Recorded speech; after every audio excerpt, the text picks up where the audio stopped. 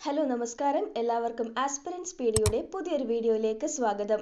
2024 December 28 നടന്ന ഒന്നാം ഘട്ട 10th പ്രിലിംസ് പരീക്ഷയിൽ ചോദിച്ച മുഴുവൻ കറണ്ട് അഫയേഴ്സ് ചോദ്യങ്ങളും അവയുടെ അനുബന്ധ വസ്തുതകളുമാണ് ഇന്നത്തെ വീഡിയോയിൽ നമ്മൾ ഡിസ്കസ് ചെയ്യുന്നത്. അതിനുമുമ്പ് നിങ്ങൾ ഈ ചാനൽ ആദ്യമായിട്ടാണ് കാണുന്നതെങ്കിൽ ദയവായി എല്ലാവരും സബ്സ്ക്രൈബ് ചെയ്യുക.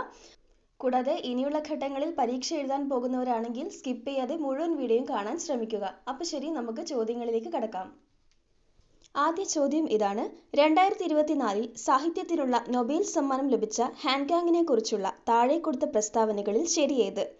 സാഹിത്യ നോബൽ ലഭിക്കുന്ന ആദ്യത്തെ ദക്ഷിണ കൊറിയൻ സ്വദേശിയാണ്. സാഹിത്യ നോബൽ നേടുന്ന ആദ്യ ഏഷ്യൻ വനിത. ദ വെജിറ്റേറിയൻ എന്ന നോവലിന് മാൻ ബുക്കർ പുരസ്കാരം നേടി. ദ വൈറ്റ് ബുക്ക് അവരുടെ ആത്മകഥാപരമായ രചനയാണ്. ഉത്തരം ഓപ്ഷൻ ഡി, എല്ലാം ശരിയാണ്. ഇങ്ങനെ ഒരു ചോദ്യം വന്നതുകൊണ്ട് തന്നെ അടുത്ത ഘട്ടങ്ങളിലേക്ക് പോകുന്നവർ നിർബന്ധമായും നൊബേൽ പുരസ്കാരത്തിന്റെ ഭാഗം നന്നായി പഠിച്ചു പോവുക. അപ്പോൾ നമുക്ക് ഓരോ വിഭാഗത്തിനും നൊബേൽ പുരസ്കാരം ലഭിച്ചത് ആർക്കൊക്കെയാണ് എന്ന് നോക്കാം. ഭൗതികശാസ്ത്രത്തിനുള്ള നൊബേൽ പുരസ്കാരം 2024 ലഭിച്ചത് ജോൺ ജെ ഹോഫീൽഡും ജെഫ്രി ഹിൻറ്റണും ആണ്. കൃത്രിമ ന്യൂറൽ നെറ്റ്വർക്കുകൾ ഉപയോഗിച്ച് മെഷീൻ ലേണിംഗ് പ്രാപ്തമാക്കുന്ന അടിസ്ഥാന കണ്ടെത്തലുകൾക്കും കണ്ടുപിടുത്തങ്ങൾക്കുമായിട്ടാണ് ഇവർക്ക് പുരസ്കാരം ലഭിച്ചത്. ഈ ഭാഗം ഒന്ന് ഓർത്തു വയ്ക്കുക. അടുത്തത്, രസതന്ത്രത്തിനുള്ള നൊബേൽ സമ്മാനം ലഭിച്ചത് ഡേവിഡ് ബേക്കറിന്, കമ്പ്യൂട്ടേഷണൽ പ്രോട്ടീൻ ഡിസൈനിനും അതുപോലെ തന്നെ ഡെമിസ് ഹസാബീസും ജോൺ ജെമ്പറും പ്രോട്ടീൻ ഘടന പ്രവചനത്തിനും. അടുത്തത്, ഫിസിയോളജി അല്ലെങ്കിൽ മെഡിസിൻ വിഭാഗത്തിൽ വിക്ടർ എംബ്രോസും ഗാരി റെവ്കുനുമാണ്. മൈക്രോ RNA കണ്ടെത്തലിനും പോസ്റ്റ് ട്രാൻസ്ക്രിപ്ഷണൽ ജീൻ നിയന്ത്രണത്തിൽ അതിൻ്റെ പങ്കും. സമാധാനത്തിനുള്ള നൊബേൽ സമ്മാനം ലഭിച്ചത് ജപ്പാൻ സംഘടനയായ നിഹോൻ ഹിഡോൻക്യു ആണ്. ഹിരോഷിമയിലെയും നാഗസാക്കിയിലെയും അണുബോംബ് സ്ഫോടനം അതിജീവിച്ചവരുടെ ഒരു സംഘടനയാണിത്. 1956 ഈ സംഘടന സ്ഥാപിതമായത്. ഇതിൻ്റെ ആസ്ഥാനം ടോക്കിയോയിലാണ്. അടുത്തത്, സാമ്പത്തിക ശാസ്ത്രത്തിനുള്ള സ്വെറിജസ് റിക്സ് ബാങ്ക് പ്രൈസ്. സാമൂഹിക സ്ഥാപനങ്ങളുടെ രൂപപ്പെടലും അഭിവൃദ്ധിയും സംബന്ധിച്ച പഠനങ്ങൾക്ക് Daron Acemoglu, Simon Johnson, James A Robinson എന്നിവർക്കാണ് ഈ പുരസ്കാരം ലഭിച്ചത്. അടുത്ത ചോദ്യം, 2024 നടന്ന ബ്രിക്സ് ഉച്ചകോടിയുമായി ബന്ധപ്പെട്ട് താഴെ കൊടുത്തിരിക്കുന്ന പ്രസ്താവനകളിൽ ശരിയേത്? 16ാം ഉച്ചകോടിയാണ് കസാനിൽ നടന്നത്. കസാൻ സ്ഥിതി ചെയ്യുന്നത് ചൈനയിലാണ്. ബ്രിക്സിന്റെ ആസ്ഥാനം ന്യൂഡൽഹിയിലാണ്. 2009 ബ്രിക്സ് രൂപം കൊണ്ടത്. ഇതിൻ്റെ ഉത്തരം ഓപ്ഷൻ ഡി, 1ഉം 4ഉം മാത്രം. 2009 രൂപം കൊണ്ട ബ്രിക്സിന്റെ ആസ്ഥാനം ചൈനയിലെ ഷാങ്ഹായ് ആണ്. മറ്റനുബന്ധ വസ്തുതകൾ നോക്കാം. റഷ്യയിലെ കസാനിൽ നടന്ന 16ാം വാർഷിക ബ്രിക്സ് ഉച്ചകോടിയാണ് 2024 ബ്രിക്സ് ഉച്ചകോടി. Egypt, Ethiopia, Iran, Arab Emirates തുടങ്ങിയ രാജ്യങ്ങൾ 15ാമത് ബ്രിക്സ് ഉച്ചകോടിയിൽ അംഗത്വമെടുത്തതിന് ശേഷം നടന്ന ആദ്യത്തെ ബ്രിക്സ് ഉച്ചകോടിയാണ് ഇത്. അടുത്ത ചോദ്യം, 2024 കേരളപ്രഭ പുരസ്കാരത്തിന് അർഹരായവർ.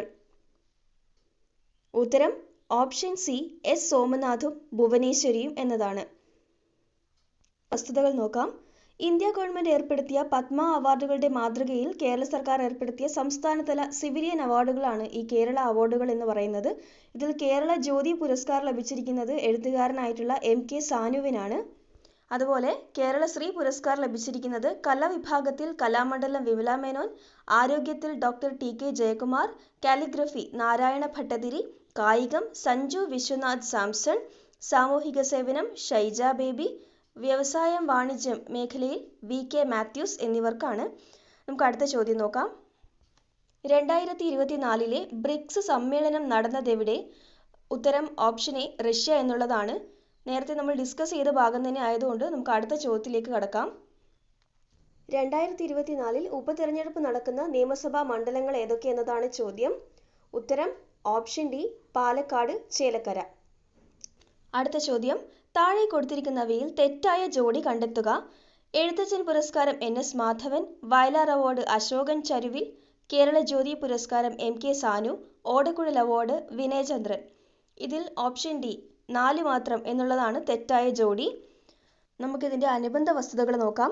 2024 പ്രശസ്തമായ വയലാർ അവാർഡ് കാട്ടൂർ കടവ് എന്ന നോവലിന് സാഹിത്യകാരൻ അശോകൻ ചെരുവിലിനാണ് ലഭിച്ചത്. അതുപോലെ ഓടക്കുഴൽ അവാർഡ് ലഭിച്ചത് കവിത മാംസഭോജിയാണ് എന്ന കവിതാ സമാഹാരത്തിന് കവി PN ഗോപികൃഷ്ണനും. എഴുത്തച്ഛൻ പുരസ്കാരം ലഭിച്ചത് NS മാധവനുമാണ്. നമുക്ക് അടുത്ത ചോദ്യം നോക്കാം. നഗര ഗാർഹിക അവശിഷ്ടങ്ങളിൽ നിന്നും വൈദ്യുതി ഉൽപ്പാദിപ്പിക്കുന്ന ഇന്ത്യയിലെ ആദ്യത്തെ അർബൻ വേസ്റ്റ് മാനേജ്മെന്റ് സംവിധാനം നടപ്പിലാക്കിയ നഗരം ഏത് എന്നതാണ് ചോദ്യം. ഉത്തരം ഓപ്ഷൻ എ അഹമ്മദാബാദ്. അടുത്ത ചോദ്യം, കേരള സംസ്ഥാന ജലവിഭവ വകുപ്പ് മന്ത്രി ആര്? ഉത്തരം ഓപ്ഷൻ ബി റോഷി അഗസ്റ്റിൻ. ഈ ഒരു ചോദ്യം വന്നതുകൊണ്ട് തന്നെ അടുത്ത ഘട്ടങ്ങളിൽ പരീക്ഷ എഴുതുന്നവർ കേരളത്തിലെ മന്ത്രിമാരെയും അവരുടെ വകുപ്പുകളും ഒന്ന് നോക്കി പോകണം. നമുക്ക് അടുത്ത ചോദ്യം നോക്കാം. കൊച്ചി മെട്രോയുമായി ബന്ധപ്പെട്ട് താഴെ കൊടുത്ത പ്രസ്താവനകളിൽ ശരിയായത് ഏത്? കൊച്ചി മെട്രോ ഉദ്ഘാടനം ചെയ്യപ്പെട്ടത് 2017 ജൂൺ 17-നാണ്. KMRL ആണ് ഇതിൻ്റെ പ്രവർത്തന ചുമതല വഹിക്കുന്നത്. കൊച്ചി മെട്രോയുടെ അനുബന്ധ ജലപാത പദ്ധതിയാണ് കൊച്ചി വാട്ടർ മെട്രോ. ഇന്ത്യയിലെ 18ാമത്തെ മെട്രോ റെയിൽവേ ആണിത്. ഇതിൻ്റെ ഉത്തരം ഓപ്ഷൻ സി 1, 2, 3 മാത്രം എന്നുള്ളതാണ്. നമുക്കിതിൻ്റെ അനുബന്ധ വസ്തുതകൾ നോക്കാം. കൊച്ചി മെട്രോയുടെ അനുബന്ധ ജലപാത പദ്ധതിയാണ് കൊച്ചി വാട്ടർ മെട്രോ. 2023 ഏപ്രിൽ 26-നാണ് പ്രവർത്തനം ആരംഭിച്ചത്.